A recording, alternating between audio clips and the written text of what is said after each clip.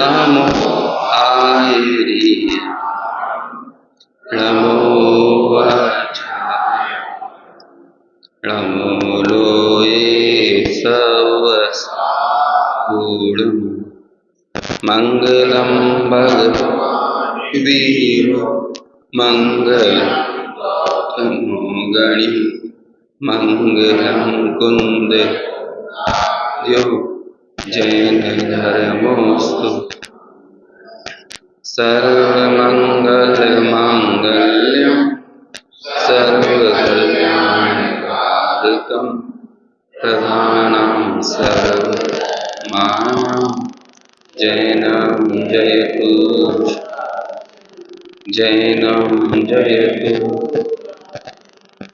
वंदितु सर्वसिद्धि दोमचलमणोऽमङ्गलिं पत्ते ओच्छामि समय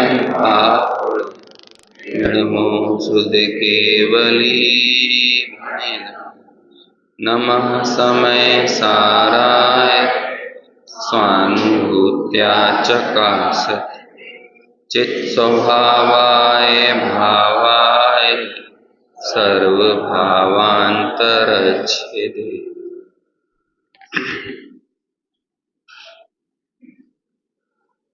गाथा 13 के बाद का कलश और उस कलश के बाद थोड़ी सी और जो टीका लिखी थी अमृतचंद्राचार्य ने, जिसमें कि आत्मा को जानने के उपायभूत प्रमाणनय निक्षेपों का वर्णन करते हुए वे प्रमाणनय निक्षेप भी अभूतार्थ हैं, इस तरह से यहाँ पर अपनी बात रखी। भावार्थ अपन को पढ़ना है पेज नंबर 35 पर। इन प्रमाणनय निक्षेपों का विस्तार से कथन तद विषयक ग्रंथों से जानना चाहिए। उनसे द्रव्य पर्याय स्वरूप वस्तु की सिद्धि होती है। जयचंद जी छावड़ा कहते हैं कि ये नए निक्षेप प्रमाण का जो कथन है ना, इसे जानना चाहिए, क्योंकि इसे जानने से क्या होगा, जो मूल वस्तु है जो कि द्रव्य पर्यायात्मक होती है उसे हम अच्छे से भली भांति समझ पाते हैं, और जब उसे समझने में हमारी बुद्धि चलती है तो उसे ग्रहण करना, उसमें से क्या ग्रहण करना है और क्या ग्रहण करने योग्य नहीं है, कौन सी वस्तु मुझ रूप है और कौन सी मुझ रूप नहीं है, इस तरह से हम न्याय से, युक्ति से, तर्क से समझ पाते हैं। लोक में भी जो चीज़ें हम तर्क और युक्ति से समझ लेते हैं ना, जैसे कि आए दिन चीज़ें ऐसी ट्रेंड होती रहती हैं, बताई जाती हैं कि लोगों ने आपको बता दिया कि भाई फलाना वाला भोजन नहीं करना, उसमें कोलेस्ट्रॉल की मात्रा ज़्यादा होती है। जब हम तर्क युक्ति से समझ गए उसे, तो फिर हमें ज़बरदस्ती सिखाना नहीं पड़ता, हम स्वयं उस चीज़ से दूर हट जाते हैं। कैंपेन चलते हैं ना, जो बड़े बड़े अभियान चलते हैं, आंदोलन चलते हैं, उसमें क्या किया जाता है, लोगों के तर्क और युक्ति से माइंड मैपिंग की जाती है, लोगों के दिमाग में चीज़ों को स्थापित किया जाता है। जैसे कि 2014-15 के पहले योग होता तो था, लेकिन इतने बड़े पैमाने पर योग के प्रति रुझान नहीं था, तो लोगों को तर्क युक्ति से बताया गया, उनकी हैबिट बदली गई। सीधी बात यह है कि जब हमें किसी वस्तु का, पदार्थ का भली भांति निश्चय हो जाता है तो उस चीज़ को अपनाने में देर नहीं लगती। ऐसे ही जब हम तर्क युक्ति से समझ लेंगे कि मेरा निज स्वरूप कहाँ पर है, किसे जानना, मानना, श्रद्धान करना मेरे लिए कार्यकारी है, उपादेय है, सुखकारी है, तो फिर उसे ग्रहण कराने के लिए कोई जबरदस्ती फोर्स थोड़ी लगाएगा, हम स्वयं उस चीज़ को ग्रहण कर लेंगे। तो ऐसा काम न्याय ग्रंथों से होता है, क्योंकि वहाँ पर प्रमाण नय निक्षेप से उस वस्तु की सिद्धि होती है।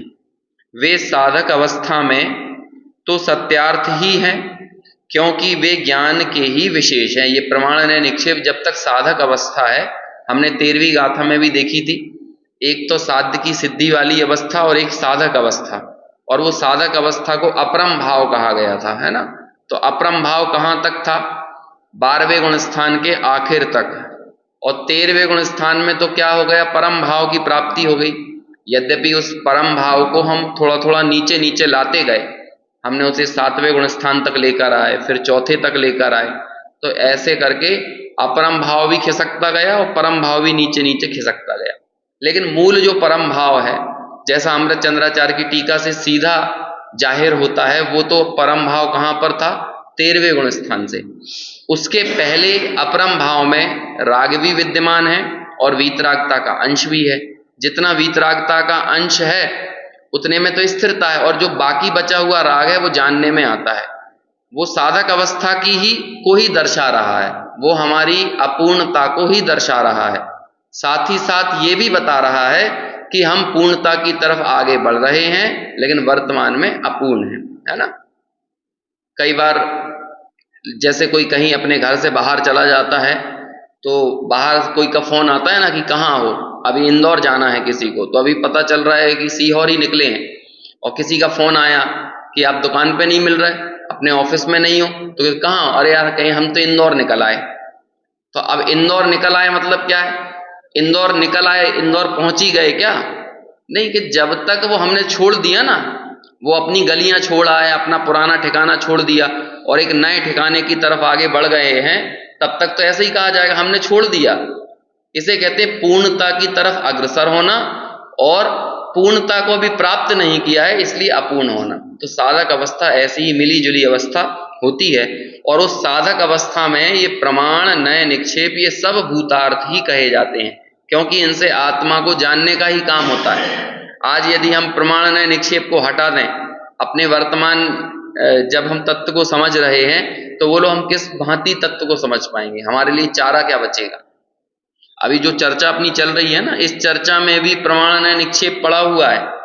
यदि प्रमाण नए निक्षेप ना हो तो कौन मानेगा? जब बिना प्रमाण के कोई बात स्वीकार कर सकता है? बिना विवक्षा के किस एंगल से, दृष्टिकोण से बात कही जा रही है, कोई बात कही जा सकती है? या फिर हमारे पास निक्षेप ना हो तो हम बात कह के बताएं? ये इतना मतलब क्या कहें, भाषा विज्ञान पर बहुत ज्यादा काम तो अभी हुआ है 200 साल पहले, 150-200 साल पहले हुआ है भाषा विज्ञान पे। कई बड़े बड़े भाषा वैज्ञानिकों ने किताबें लिखी हैं, उसमें एक बहुत बड़ा नाम आता है रामचंद्र शुक्ल का। उन्होंने बहुत काम किया हिंदी व्याकरण और भाषा विज्ञान, इन सब चीजों के ऊपर। लेकिन जब निक्षेपों की चर्चा सुनोगे ना तो पता चलेगा कि देखो भाषा को फ्रेम करने में निक्षेपों का कितना बड़ा योगदान है। अभी मान के चलो हमारे पास ये शब्द नहीं होते तो हम बोलो कैसे आत्मा को समझ पाते? तो ये सारा का सारा काम कहाँ होता है? नाम निक्षेप में होता है ये पूरा काम। जैसे आत्मा नाम का शब्द ही ना होता, चेतन नाम का शब्द ना होता, द्रव्य नाम का शब्द नहीं होता, पर्याय नाम का शब्द ना होता, जीव अजीव आश्रव बंध संबंध। अभी मुझे आपको आश्रव समझाना है, लेकिन बिना आश्रव शब्द का प्रयोग किए बोलो कैसे समझा पाऊंगा? हम जो सोचते हैं ना वो भी भाषा में ही सोचते हैं, आप बिना भाषा के सोच के बताओ। और कमाल की बात होती है हम अपनी मदर टंग में सोचते हैं, है ना। जैसे कि यदि कोई, जैसे आप मराठी हैं तो आप मराठी में सोचोगे, भले ही बोलने में व्यवहार में क्या आएगा, हाँ इंग्लिश हिंदी बोलने लगे हम भले, लेकिन हम सोच किस में रहे? अपनी उस मदर टंग में ही सोचते हैं। तो ये जो विचार चल रहे हैं ना, विचारों को कहते हैं अमूर्त, लेकिन उन विचारों को मूर्त रूप प्रदान करती है भाषा। भाषा क्या होती? भाषा साकार है लेकिन विचार निराकार है, लेकिन उन निराकार विचारों को साकार आकार कौन देता है? भाषा देती है। अब देखो वो निराकार और साकार दोनों में इतने घुल मिल गए कि हमारे विचार भी बिना भाषा के नहीं चलते।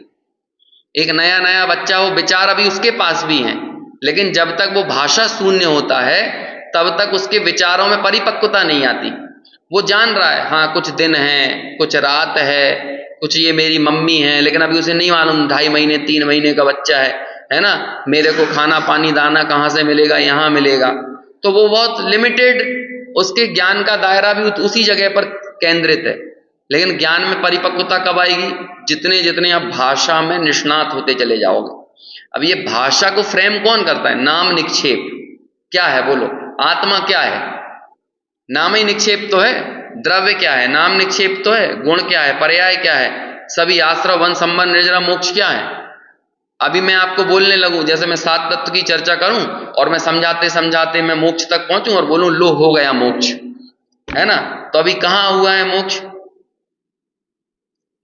नाम निक्षेप में हुआ है। लेकिन वो भाव निक्षेप तक पहुंचना उसकी सार्थकता है। जैसे कि द्रव्य का वर्तमान पर्याय रूप से परिणत होना, और उसे जब कहा जाता है ना वो भाव निक्षेप में होता है। जब वाकई में हो गए ना मोक्ष रूप परिणत, तब जाकर वो कहलाएगा भाव निक्षेप। ऐसे ही मैं आत्मा हूं, ऐसे आत्म अनुभव रूप से जब हम परिणत हो जाएंगे, तब हम कहा जाएगा हम अब तत्वार्थ के भाव निक्षेप से श्रद्धानी हुए हैं। उससे पहले तक क्या होगा? तत्वार्थ के नाम निक्षेप से श्रद्धानी हो गए। नाम निक्षेप से कैसे हुए? नाम सीख लिए, स्वरूप जान लिया, लक्षण जान लिए, है ना, स्थापना कर दी हमने अपनी ही धारणाओं में, अपनी कल्पनाओं में तत्वार्थ की, ऐसी स्थिति आश्रव है, ऐसी स्थिति बंध है, ऐसी संबर है। लेकिन उसका भाव निक्षेप क्या होगा? जब भीतर से भाव भाषण शब्द आता है ना, कितना शब्द है, एक टोडरमल जी ने कहा है कि जीव को अजीब से भिन्न बताता है, लेकिन इस रूप से भाव भाषण नहीं होता, भाव भाषण के बिना ही बताता है। तो ये भाव भाषण क्या है?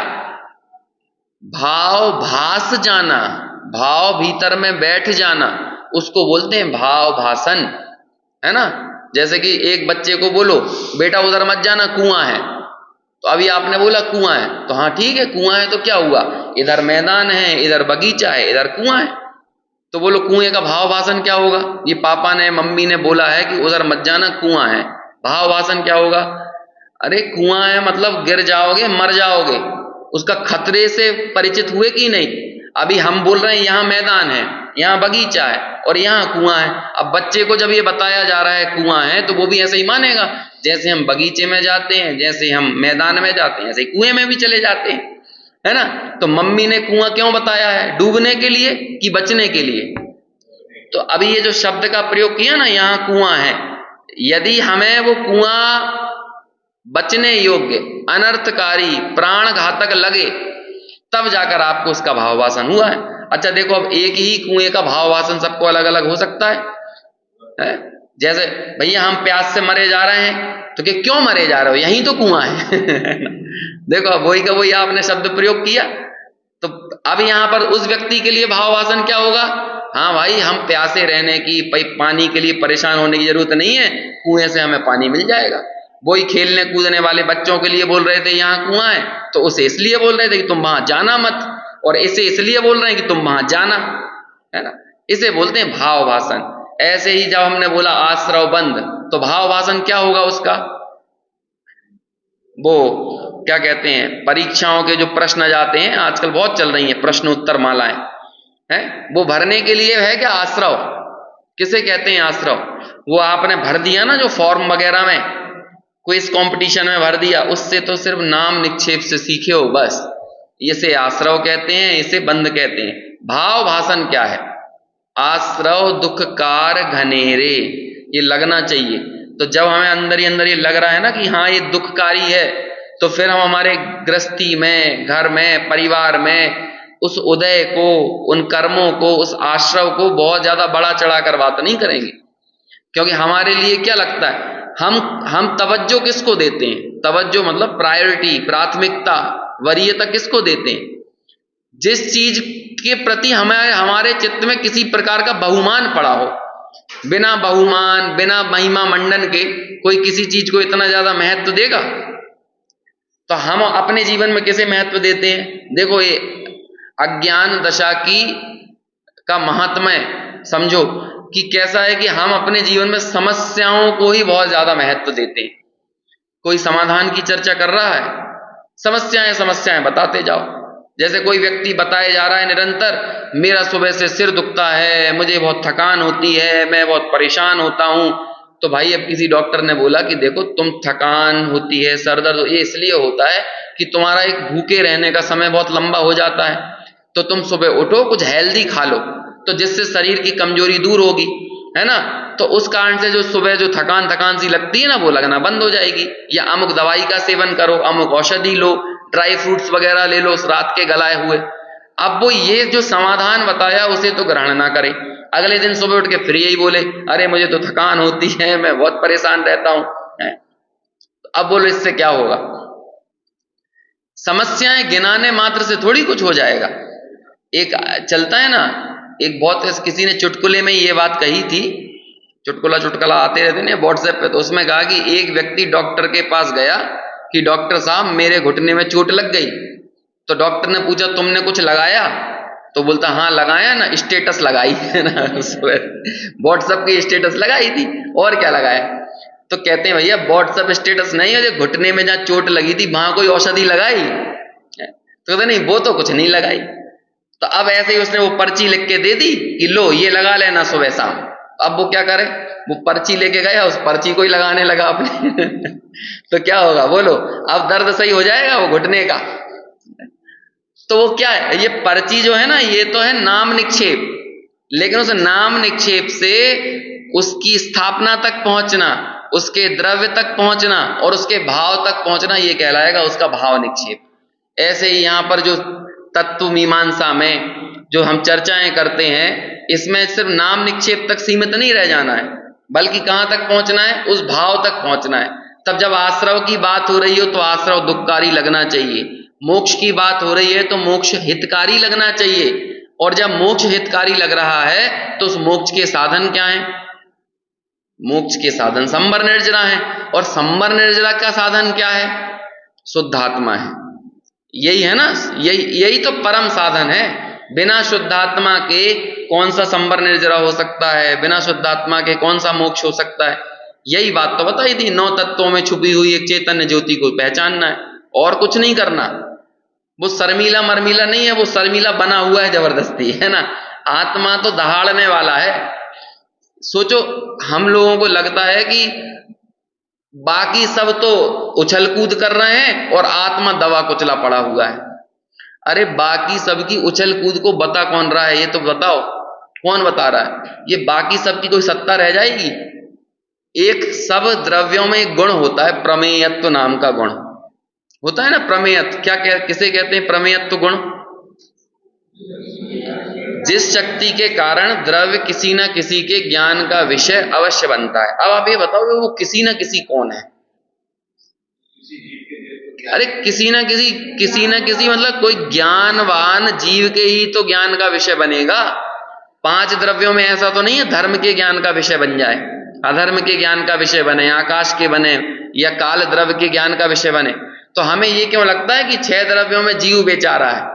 अरे बाकी के सब द्रव्यों में प्रमेयत्व गुण की सिद्धि किसके कारण हो रही है? एक चैतन्य के कारण। अभी एक कलश आएगा जिसमें कहेंगे कि इस तरह पूरा विश्व तो नीचे रह जाता है और ज्ञान ऊपर तैरने लगता है। ऐसा एक कलश आएगा। ये मतलब जैसे क्या होता है, पानी हो ना, तो पानी में आप तेल डाल दो तो क्या होता है? पानी कितना तेल में मिलता है? वो पूरा ऊपर ही ऊपर फैल जाता है, ऊपर परत जम जाती है। ये सब कई जगहों पर ऐसा होता है। जैसे कि एक जगह ऐसा है दुनिया में, कोई सी जगह है मिस्र या तुर्की उर्की कहीं पर, कि जहां पर साल्ट की मात्रा इतनी ज्यादा है कि हाँ, कि पानी पूरा नीचे है और साल्ट इतना ज्यादा है उसमें, इतना कि उसमें कोई वस्तु नहीं डूब सकती। समंदर में, उस समुद्र के भीतर यदि आप कूद जाओगे ना तो आप भी ऊपर ऊपर ही तैरते रहोगे, हाँ, आप नीचे डूबने वाले नहीं हो। इतना ज्यादा वो भीतर में उसमें जलीय मात्रा घट गई है और वो साल्ट की मात्रा इतनी ज्यादा हो गई है, तो वो ऊपर ही तैरता रहेगा। ऐसे ही कहते हैं ज्ञान स्वभाव ऐसा अद्भुत निराला तत्व है कि वो कभी गेयों में डूबने वाला नहीं है, बल्कि क्या होगा, हमेशा गेयों से ऊपर ही तैर रहा है। लेकिन समस्या क्या है? समस्या दृष्टि की समस्या है कि हमें दिखता नहीं। हमें दिखता है कि भैया क्रोध बड़ी, मान बड़ी, माया, लोभ। अरे क्रोध, मान, माया, लोभ की सूचना कौन दे रहा है? जरा एक बार ये तो बताओ। क्रोध की सूचना क्रोध दे रहा है क्या? मान की सूचना मान। अरे जो कषाएं खुद अपनी सूचना देने में समर्थ नहीं है, वो ये बताने में इतनी गूंगी बैरी है बेचारी, तो बेचारा जीव नहीं, बेचारी वो कषाएं है ना। लेकिन उन बेचारे क्या कहें, जैसे कि कोई घर में एकदम नौकर वगैरह हो ना, और घर के मेन मालिक को दबा दबा के रखे। आजकल होता है ऐसा कि बाई है ना अपनी क्या कहते हैं, मालकिन को दबा के रखती हैं कि मैडम हम 4 दिन नहीं आएंगे, हमारी रक्षाबंधन आ रहा है, हम 7 दिन नहीं आएंगे। बाकी सबका रक्षाबंधन तो 2 दिन में निपट रहा है, बाइयों का 7 दिन तक चलेगा, है ना। और मानना पड़ेगा, क्या करें, यदि हम ज्यादा ही कुछ बोल देंगे तो वो आना बंद कर देंगी। और बस ऐसा ही चल रहा है। अब वो बेचारे दबे दबे से, डरे डरे से, अरे तुम्हारे पास धन संपत्ति पैसा वैभव है ना यदि, तो तू कहे हाँ तू आइए ही मत, एक काम कर, है ना, तू 7 दिन नहीं, तू परमानेंट रक्षाबंधन बना, ऐसे भगा दो। तुम तो फेंको ना। यदि तुम्हारे पास वैभव है तो वैभववान व्यक्ति क्या करेगा? किसको दबा रहा है? तू 1200 लेती थी, ले हम 1500 में दूसरी ढूंढ लेंगे, हमारी जितनी मर्जी होगी हम वैसे बुलाएंगे। कोई दबंग आदमी हो तो ऐसे ही करेगा कि नहीं? लेकिन भाई वो कई लोगों की आदत होती है दबने की, तो वे दब दब के ऐसे ही काम करते रहते हैं। तो बाइयां दबा जाती हैं, नौकर दबा जाते हैं, ड्राइवर दबा जाता है, उसे मालूम ही नहीं है अपने वैभव की, अपनी संपत्ति। ऐसे ही अज्ञानी की ऐसी ही स्थिति बन पड़ी है कि उसे समझ लो ये कसाएं दबा दबा के चली जा रही हैं। वो कह रही है कसाएं, क्रोध कह देता है ज्ञान शांत बैठ। वो मान मायाचार लोगों के परिणाम बोल देते हैं, ज्ञान एकदम, हमारा ज्ञान काम ही करना बंद कर देता है। लेकिन जब ज्ञान दहाड़ मारता है तो क्या होता है? वो एक किताब लिखी थी ना, जीव जागा कर्म भागा, है ना। और ये जीव जागा कर्म भागा वाली थ्योरी को समझने के लिए प्रायोगिक लब्धि को समझ लो अच्छे से, है ना। प्रायोगिक लब्धि इतनी जबरदस्त है, अभी कर्ण लब्धि तो बहुत दूर की बात है। प्रायोगिक लब्धि में ही ऐसा होता है, मात्र कुछ नहीं, वो मात्र ऐसा टर्न मारता है जैसे कि शेर हिरणों का झुंड हो और शेर बस ऐसा देख ले हिरणों की तरफ, तो क्या होता, उतने में हिरणों में खलबली मच जाती है। हिरणों का समूह है, 1000 2000 5000 हिरण घूम रहे हैं, है ना, और शेर अकेला एक। तो शेर क्या करेगा, अपने काम से बस टर्न मार ले जरा सा ऐसा मुंह, तो क्या होता है, हिरण की पकड़ ढीली पड़ जाती है वो घास वास पे जो खा रही पी रही होती है। तो और जरा सा शेर थोड़े से 2 कदम ऐसे आगे ले ले, बस वो कहते हैं ना ऑन योर मार्क, है ना, है, और बस on your mark get set, अभी बस गेट सेट हो जाए वो, कि बस अब दौड़ लगाने के लिए। वो तो शेर तो बाद में दौड़ेगा, हिरण पहले दौड़ने लगेंगे। ऐसे ये चैतन्य की ताकत, ये एक बार बस कर्मों को देख लेता है ना, कषायों को देख लेता है तो उनमें खलबली मच जाती है। और ऐसी खलबली मचती है कि वो असंख्यात, वो सॉरी क्या कहते हैं, अंतः कोड़ा कोड़ी प्रमाण स्थिति रह जाती है। कोई कर्म की स्थिति मान के चलो 20 कोड़ा कोड़ी सागर की हो, किसी को 5 कोड़ा कोड़ी सागर की हो, वो सारी कर्म प्रकृतियां एकदम घटती घटती घटती घटती उसमें होते हैं ना, स्थिति बंधापसरण होता है, फिर कईयों बार स्थिति बंधापसरण हो जाए तो एक प्रकृति बंधापसरण होता है। तो ऐसे 34 स्थान होते हैं प्रकृति बंधापसरण के। अब एक एक प्रकृति बंधापसरण में समझ रहे हो कि 700-800 सागर, प्रसकत्व सागर, वो कर्म घट रहे हैं, खिंच रहे हैं स्थिति बंधापसरण में। ऐसे कई स्थिति बंधापसरण हो जाएंगे तब जाकर एक प्रकृति बंधापसरण होता है। और बोलो ये सब कहाँ होता है? अनुभूति से नहीं होता, आत्मानुभूति से नहीं होता, ये मात्र ऐसे देख लेने से होता है। बस उतना ही, कर्मों को ये पता चल जाए कि हाँ ये आत्मा मेरी, ये क्या जीव जो है ना, ये हमें देखने के लिए तैयार हो गए, अनादिकाल से तो देखा ही नहीं रहे। अपना ज्ञाता दृष्टा स्वभाव को हमने मटिया मैट कर रखी है, उसे कुचल के रखा हुआ है, और बस काय की बात कर रहे हैं 24 घंटे। बस समस्याएं देख लो, सिर्फ क्या, अभी यहां से जाना घर, रास्ते में भी क्या समस्या है। अभी जब मैं आता हूं तो मेरे दिमाग में भी क्या चलता है, ये मेट्रो का काम चालू कर दिया, कहीं यहां जाम लग जा रहा है, कहीं यहां जाम लग जा रहा है। पहले 22 मिनट का रास्ता 35 मिनट में क्या हो रहा है ना। तो अभी क्या होगा, अभी लग रहा है वो, अभी तो चलते रहना, अब क्या करेंगे बोलो। अब वो क्या करें, मैं गाली बकने लगूं मेट्रो के काम को या जो भी हो रहा है। कई बार होता है ना, लाइट चली गई घर में तो उस नास मिटी लाइट और चली गई। अब वो लाइट को आपने ऐसे गाली बक दी तो उससे लाइट का क्या बिगड़ जाएगा, समझ में। और यही हमारी स्थिति बनी हुई है, मतलब कुछ भी मौसम के लिए। अब देखो जब गर्मी आज ही पड़ना थी, अब बोलो ऐसा बोलने से वो गर्मी को क्या फर्क पड़ेगा। लेकिन जब हमारी वो आदतों में शामिल हो जाता है, आप देखो पूरी व्यवस्था पूरे विश्व में ऐसी चल रही है, लेकिन जैसे क्रोध करना हो, मान करना हो, माया करना हो, लोभ करना हो, तो व्यवस्था नहीं उकसा रही उसको, व्यवस्था थोड़ी उकसा रही। अभी हम यहाँ बैठे बैठे ट्रंप को गाली दिए जाएं, देख लो इसने 50% टैरिफ लगा दिया है, इसे भी बिल्कुल हमारे साथ ही गद्दारी करना है। अभी जब तुम्हारा कोई लेना देना नहीं है, तुम्हारा काम ही नहीं चलता एक्सपोर्ट और इंपोर्ट का, तुम अपना सामान यहाँ से बैरागढ़ तक नहीं भेज रहे, अमेरिका की बात तो छोड़ दो, समझ में आया। लेकिन हम तनाव इतना ले रहे हैं कि वो टैरिफ उसने क्यों लगा दिया अपने ऊपर। सारी चीजें अपन यहीं पे सोच लेंगे, तो बहुत सारी चीजों में कोई दम नहीं है। और आप देखोगे कि कसायों का विधान और विस्तार ऐसा ही होता चला जा रहा है, ऐसे ही विस्तार होता चला जा रहा है। अभी रक्षाबंधन पे बाई छुट्टी लेगी तो हम दीपावली की पहले प्लानिंग करने लगेंगे, तुम दीपावली पे कितने दिन की लोगी। अरे जब दीपावली आएगी तब देखना, अभी से मत लो तनाव। तो ऐसे ही इन समस्याओं में जब अपन ज्यादा उलझ जाएं तो हमारी समाधान की तरफ दृष्टि नहीं जाती। और ये सारी जो चर्चाएं चल रही है ना, ये हमें वो समाधान से अवगत कराने के लिए हैं। देखो आगे आगे जल्दी पढ़ें आगे। अवस्थानुसार व्यवहार के अभाव की 3 रीतियां हैं। पहली अवस्था में तो क्या होता है प्रमाण आदि से यथार्थ वस्तु को जानकर ज्ञान और श्रद्धान की सिद्धि करना।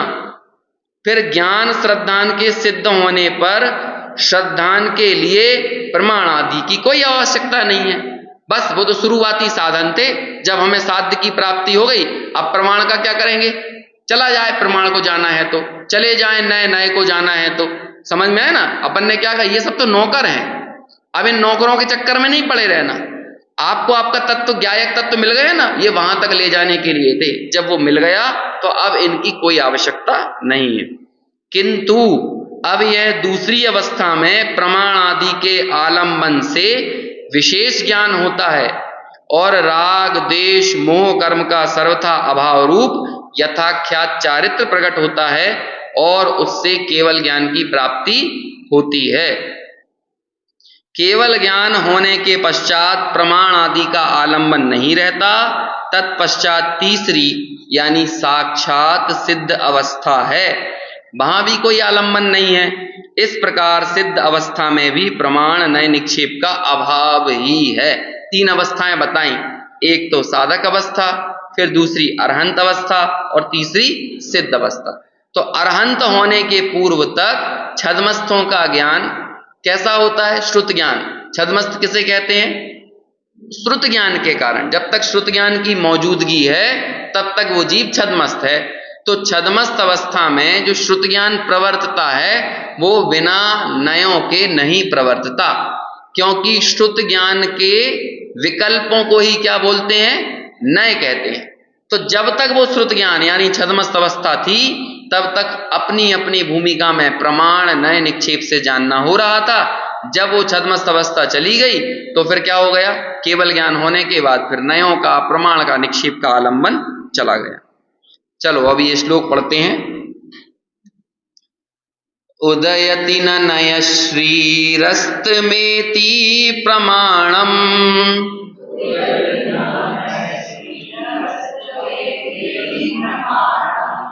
क्वचिदपि च न वेद्मो याति सर्वे क्वचिदि च न वेद्मो चाति निक्षेप चक्रम।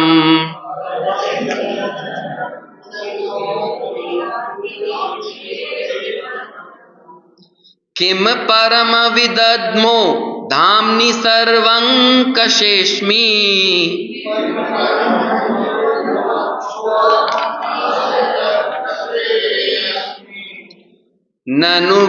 ननुभवमुपयाते भाति न द्वैतमेव।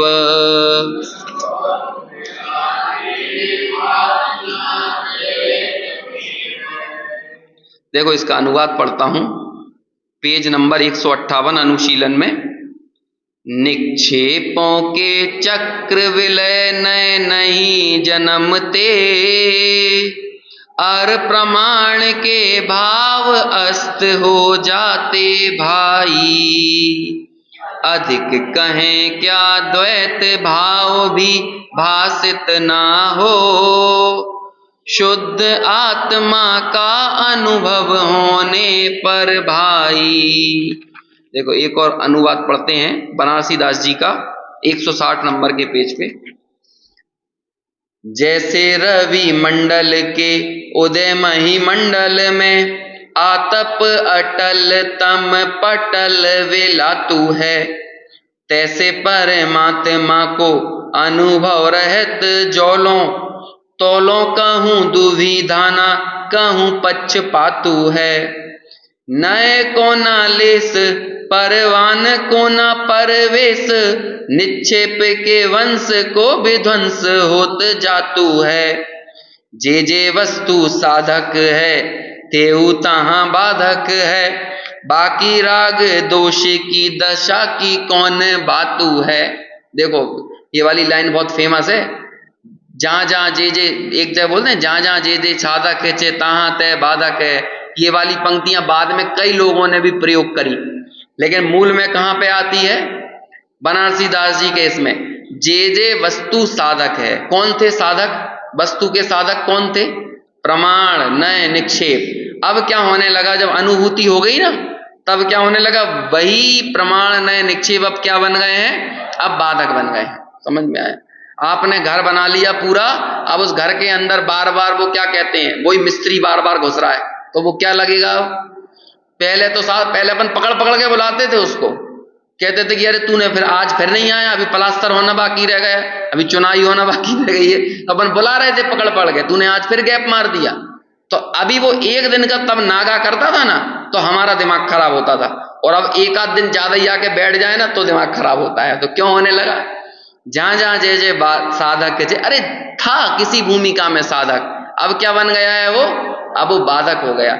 ऐसे ही अनुभूति में प्रमाण, नए, निक्षेप ये खलल डालने वाले हैं, ये अनुभूति को और ज्यादा प्रज्वलित बनाए रखने वाले नहीं है। और देखो यहाँ पे क्या कितना अच्छा कहा, जैसे सूर्य उदय के होने पर सारी पृथ्वी पर धूप फैल जाती है और अंधकार विलुप्त हो जाता है। कैसे हुआ? सूर्योदय हुआ तो अंधकार को विलुप्त करने में कुछ करना पड़ा, स्वयं हो गया। उसी प्रकार जब तक आत्मानुभव रहता है तब तक किसी प्रकार की दुविधा नहीं रहती और ना ही किसी प्रकार का पक्षपात रहता है। ये पक्षपात खड़े करने वाले हैं। यदि अनुभव के बीच में प्रमाण नए निक्षेप आ गए ना, तो इससे तो पक्षपात ही खड़ा होगा। तो अब क्या होने लगा, जैसे जैसे वो आत्मानुभव की दशा जन्म रही है, प्रमाण नए और निक्षेप सभी पलायन करते जा रहे हैं। देखो यहां पे एक बार अपन इसका अर्थ देखते हैं। उदयति न नयश्री, कि नए उदय नहीं होता। कब नहीं होता उदय? जब आत्मानुभव होता है। उदयति न नयश्री अस्तमेति प्रमाणम, और प्रमाण क्या हो जाता है? अस्त हो जाता है।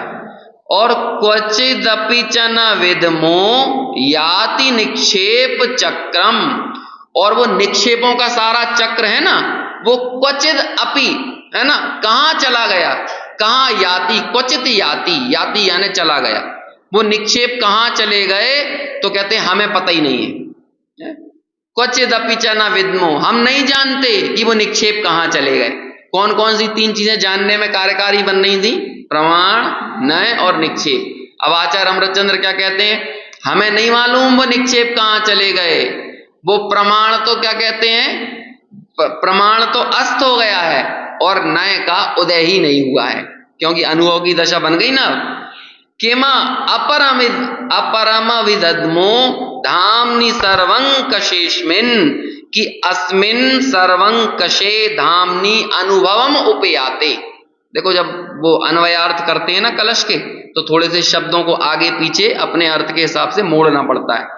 तो यहाँ पे ऐसे बना कि सबसे आखिरी में सर्वं कशे अस्मि है ना, अश्मिन, तो कहते हैं अश्मिन मतलब जब किसको? सब भेदों को गौण करने वाला, सारे भेदों को दबा देने वाला, सारी गुण पर्यायों को दबा देने वाला कौन? जब आत्मा का अनुभव उपयाति, आत्मा का अनुभव होता है तो क्या होता है? हमें प्रमाण नए निक्षेप तो जाने दो, हमें कोई द्वैत ही दिखाई नहीं देता, हमें दो दिखाई नहीं देते। कल अपनी बहुत इस पर बात चली थी कि उपाय उपेय में ही मिल जाता है, साधन साध्य में ही समा जाते हैं। ऐसे ये प्रमाण नए निक्षेप जो जानने का काम कर रहे थे ना, ज्ञान के ही तो भेद थे, लेकिन वो प्रमाण नए निक्षेप सब कहाँ मिल जाते हैं? ज्ञान में ही समा जाते हैं। तो ऐसे ज्ञान और ज्ञायक, मैं और मेरा, ये सारे भेद ही निकल गए। अब इस अवस्था को बोलते हैं जहां ध्यान ध्याता देह को विकल्प भी ना ही रहो, है ना। रखिए छेड़ाला यहाँ पे, वही लाइन याद आ रही है तो पढ़ी दें। हाँ जहां ध्यान, हाँ देखो कितना अच्छा, चिदेश कर्ता है ना, चेतना क्रिया और चिदभाव कर्म, ये तीन चीजें हो रही ना, कर्म क्रिया और कर्ता। ये कर्ता कर्म क्रिया तीनों कहां पर समा गई हैं? अब एक बन गई हैं, क्योंकि अब वहां पर कोई द्वैत नहीं रहा। ऐसी होती है आत्मानुभव की दशा। देखो श्लोकार्थ पढ़िए नीचे। आचार्य शुद्ध नय का अनुभव करके कहते हैं कि इन समस्त भेदों को गौण करने वाला जो शुद्ध नय के विषयभूत चैतन्य चमत्कार मात्र तेज पुंज आत्मा है, उसका अनुभव होने पर नयों की लक्ष्मी उदित नहीं होती, प्रमाण अस्त हो जाता है और निक्षेपों का समूह कहाँ चला जाता है सो हम नहीं जानते। इससे अधिक क्या कहें, हमें तो कोई द्वैत ही प्रतिभासित नहीं होता। उस द्वैत शब्द के लिए बनारसी दास जी ने शब्द लिखा है दुविधा। क्या शब्द है? दुविधा। दुविधा किसे कहते हैं? जहां पर दो रास्ते दिखाई दे रहे हों उसे बोलते हैं दुविधा। लेकिन अब कोई द्वैत ही नहीं है ना। अब जब तक द्वैत रहेगा तब तक हम ये नहीं समझ पाएंगे कि इस पे फोकस करें कि इस पे करें, इस पे करें कि इस पे करें। लेकिन जब एक ही वस्तु मात्र केंद्र में रह जाती है, एकाग्रता तभी हो सकती है। इसलिए वो सारे प्रमाण नए निक्षेपों के समूह कहां पर समा गए हैं? एक ज्ञान भाव में ही गर्भित हो गए। भावार्थ, भेद को अत्यंत गौण करके कहा है कि प्रमाण नयादि भेद की तो बात ही क्या, शुद्ध अनुभव के होने पर द्वैत ही भासित नहीं होता, मात्र एकाकार चिन्ह मात्र ही दिखाई देता है, एक चैतन्य मात्र ही रह जाता है। यहां विज्ञान और द्वैतवादी तथा वेदांती कहते हैं कि अंत में परमार्थ रूप तो अद्वैत का ही अनुभव हुआ। देखो अद्वैत वेदांती बोलने लगा, देखो आ गए ना, घर के बुद्धू घर को आए, वो क्या कहते हैं, ऐसा बोलते हैं ना, हाँ, लौट के बुद्धू घर को आए। तो कहते हैं पहले तो हमारा बड़ा विरोध कर रहे थे तुम अद्वैतवादियों का, अब बन गए ना तुम भी अद्वैत वाले हैं, ऐसा वो पूछता है। यही तो हमारा मत है, हम भी तो अद्वैत वेदांती वाले ऐसे ही करते हैं। इसमें आपने क्या विशेष कहा, आप भी तो अद्वैत पर ही लौट आए। इन सब कलशों के कारण ही कई लोग, ये तो जयचंद जी छावड़ा का भावार्थ है, लेकिन मूल कलशों को पढ़कर लोग अमृतचंद्राचार्य पे ये आरोप लगाते हैं कि वो भी वेदांती थे। ये अद्वैत वद्वैत की बातें कौन करते हैं? वेदांती करते हैं ना, वही अमृतचंद्राचार्य कर रहे हैं। अब देखो जयचंद जी छावड़ा ने उसे स्पष्ट किया, उसे समझाया। इसका उत्तर, तुम्हारे मत में सर्वथा अद्वैत माना जाता है। यदि सर्वथा अद्वैत माना जाए तो बाह्य वस्तु का अभाव ही हो जाए, और ऐसा अभाव तो प्रत्यक्ष विरुद्ध है। हमारे मत में देखो, अब इसे बोलते हैं स्यादवाद का अमृत पटक दिया तो वो वस्तु शुद्ध हो गई, और जहां पर उसे सर्वथा माना तो वो अशुद्ध हो गई। हमारे मत में नय विवक्षा है जो कि बाह्य वस्तु का लोप नहीं करती, बल्कि कैसी होती है, जब शुद्ध अनुभव से विकल्प मिट जाता है तब आत्मा परमानंद को प्राप्त होता है। इसलिए अनुभव कराने के लिए, अभी हमारा प्रयोजन क्या था? अनुभव कराना। तो अनुभव कराने के लिए हमने सारे साधनों को गौण कर दिया है। अनुभव कराने के लिए यह कहा है कि शुद्ध अनुभव में द्वैत भासित नहीं होता। यदि बाह्य वस्तु का लोप किया जाए तो आत्मा का भी लोप हो जाएगा और शून्यवाद का प्रसंग आएगा। मतलब सब तरफ शून्य ही रह जाएगा, कुछ नहीं बचेगा, जीव पुद्गल धर्म धर्म आकाश काल कुछ नहीं रह जाएगा। इसलिए जैसा तुम कहते हो उस प्रकार से वस्तु स्वरूप की सिद्धि नहीं हो सकती, और वस्तु स्वरूप की यथार्थ श्रद्धा के बिना जो शुद्ध अनुभव किया जाता है वह भी मिथ्या रूप है। शून्य का प्रसंग होने से तुम्हारा अनुभव भी आकाश कुसुम के अनुभव के समान है। आकाश कुसुम किसे कहते हैं? जैसे कि ये आकाश खाली दिख रहा है ना, यहाँ पे मान के चलो गेंदा का फूल खिल गया तो खिल सकता है? ऐसा तो हो ही नहीं सकता। तो इसे बोलते हैं कि जो सिद्ध ही नहीं कर सकते आप, इसे बोलते हैं आकाश कुसुम की भांति। ऐसे ही जब तुम सर्वथा अद्वैत मानोगे ना, तो सर्वथा अद्वैत वालों के लिए क्या है कि एक ही ब्रह्म है, वो ब्रह्म ही दो रूप हो गया है, वो ब्रह्म ही अनेक रूप हो गया है। नहीं तो सब जगह एकमात्र कौन रहता है? सिर्फ ब्रह्म ही ब्रह्म है ना। वो हिरण्यकश्यप की कहानी आती है, अभी एक फिल्म भी आई है ना, उसमें ये बताते हैं, वो कहते हैं इस खंबे में भी ब्रह्म है ना, इस मतलब ब्रह्म है या विष्णु है, जो भी है, सब जगह बस वो एक ही भगवान है, एक ही भगवान है। तो वो कहते हैं भैया ये तुम्हारे कथन तुम्हारी प्रत्यक्ष विरुद्ध हैं। क्योंकि अब उस सारे तर्क की तरफ मैं नहीं जाऊंगा। बहुत सारे सवाल उनसे खड़े किए कि ब्रह्म ने कहीं बैठ के दुनिया बनाई कि अकेले में ही बना दी। तो कहते हैं कि यदि कहीं बैठ के दुनिया बनाई तो दुनिया पहले से ही सिद्ध हो गई कि नहीं, है ना। और यदि अपने में ही बनाई तो फिर ये उससे पूछते हैं कि अपने में ही कोई कैसे बना सकता है? कहीं ना कहीं बैठ के तो बनाई होगी ना, कोई ना कोई टाइम होगा, कोई ना कोई जगह होगी, कोई ना कोई परिस्थिति होगी, तभी तो बनाएगा।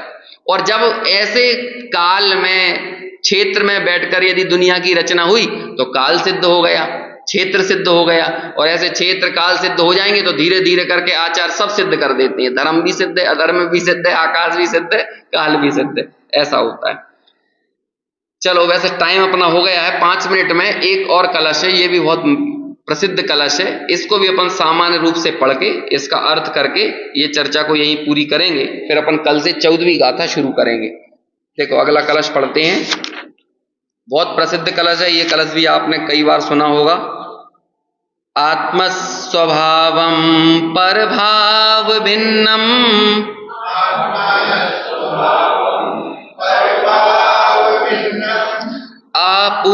आपूर्णमाद्यन्त विमोक्तमेकम्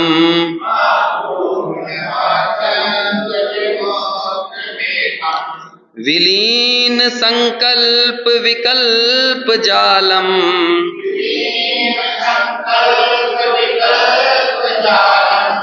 प्रकाशयन शुद्ध नयोऽभ्युदेति।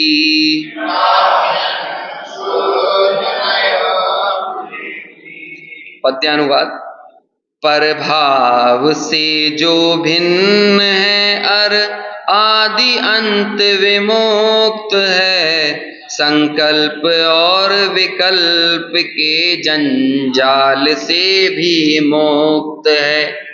जो एक है परिपूर्ण है, ऐसे निजात्म स्वभाव को करके प्रकाशित प्रकट होता है यहाँ यह शुद्ध नय। क्या कहते हैं, कैसा है जब शुद्ध नय का उदय होता है तो उसकी सूचना देने वाला ये कलश लिखते हैं, क्योंकि आगे की कुछ गाथाएं जो आएंगी ना वो एकदम शुद्ध नय के विषयभूत शुद्धात्मा को दर्शाने वाली, हालांकि पूर्व में भी आ चुकी हैं, 6वीं गाथा 7वीं गाथा, लेकिन अब बहुत अच्छी गाथा आगे आएगी। उससे पहले शुद्ध नय का उदय कर दिया, अब वो शुद्ध नय का जब प्रकाश हुआ तो शुद्ध नय के प्रकाश में बस एक ही चीज दिख रही है। कौन दिख रहा है? वही शुद्धात्मा दिख रहा है, शुद्धात्मा के अतिरिक्त कुछ नहीं दिख रहा। संयोगों से भिन्न, कर्मादि से भिन्न, है ना, भेदों से भिन्न, वो एक ज्ञायक ही प्रकाशित हो रहा है। तो ऐसे जब शुद्ध नय का उदय होता है तो क्या होता है, शुद्ध नय आत्म स्वभाव को प्रकट करता हुआ उदय होता है। वह आत्म स्वभाव को यानी परद्रव्य के भाव तथा परद्रव्य के निमित्त से होने वाले अपने विभाव ऐसे पर भावों से भिन्न प्रकट करता है ना। आत्म स्वभावम पर भाव भिन्नम, और वह आत्म स्वभाव संपूर्ण रूप से पूर्ण है। बहुत अच्छे अच्छे विशेषण हैं, एक एक विशेषण पर बहुत लंबी लंबी चर्चा चल सकती है। आपूर्णम है ना, एक शब्द क्या है, आपूर्णम। तो आपूर्णम मतलब क्या, जितना हो सकता है भरा हुआ, अपने आप से अपने गुणों से वो पूरी तरह से लबालब भरा हुआ है। समस्त लोकालोक का ज्ञाता है, ऐसा प्रकट करता है क्योंकि ज्ञान में भेद कर्म संयोग से हैं, शुद्ध नय में वे सभी कर्म गौण हैं। और कैसा है वह आत्मा, आदि अंत विमुक्तम, आदि और अंत से विमुक्त मतलब अनादि और अनंत है। आत्म स्वभाव को आदि अंत से रहित प्रकट करता है, अर्थात किसी आदि को लेकर जो किसी उत्पन्न नहीं किया गया और कभी भी किसी से जिसका नाश नहीं होता, ऐसे पारिणामिक भाव को वह प्रकट करता है। और वह एकम, और कैसा है कि आदि अंत से रहित है और एक है, सर्व भेद भावों से द्वैत भावों रहित एकाकार प्रकट करता है। और कैसा है कि जिसमें समस्त संकल्प विकल्प के समूह विलीन हो गए हैं, ऐसा प्रकट करता है। अर्थात द्रव्य कर्म, भाव कर्म, नौ कर्म आदि पुद्गल द्रव्यों में अपनी कल्पना करना सो संकल्प है, और ज्ञेयों के भेद से ज्ञान में भेद ज्ञात होना सो विकल्प है। ऐसा शुद्ध नय प्रकाश रूप होता है। और इसकी विशेष चर्चा अपन आगे कल करें।